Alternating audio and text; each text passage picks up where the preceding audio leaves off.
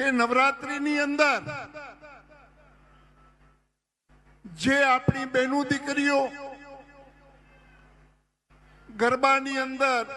રાસ અને દાંડિયા રાસની અંદર જ્યારે જાય છે ત્યારે ઘણા એવા વિધર્મીઓ જે ચાંદલા કરે, ટેટુ કરે,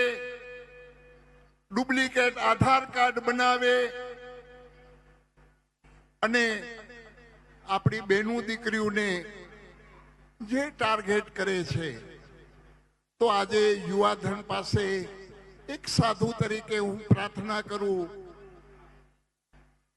પ્રભુ પહેલા બહેનો દીકરીઓ માટે માથા દઈ દેતા, હવે ખાલી ધ્યાન તો રાખજો, તમે ખાલી માથા દેવાની જરૂર નથી, દઈ પણ દેવાય તોય વાંધો નહીં.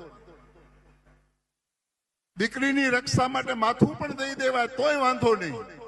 પણ નવરાત્રીની અંદર ખાસ પ્રભુ જ્યાં જ્યાં પંડાલો હોય ત્યાં અહીંયા જ્યાં તમે મારો અવાજ સાંભળો છો, તો એક સાધુ તરીકે, ભગવા ભેખ તરીકે હું તમને પ્રણામ કરીને કહું છું કે દાંડિયા ઓછા રમજો, પણ આપણી બહેનો દીકરીઓ રમતી હોય એ કેમ સલામત રહીએ એવું ધ્યાન રાખજો. કેમ કે વિધર્મીઓ આપણી બહેનો દીકરીઓને ટાર્ગેટ બનાવે છે અને વિધર્મીઓ આજે પ્રભુ 2 દિવસ પહેલા જ ભારતના પંતપ્રધાન માનનીય મોદી સાહેબ ના માતુશ્રી વિશે જો અપશબ્દો બોલી જતા હોય આ નાલાયકો,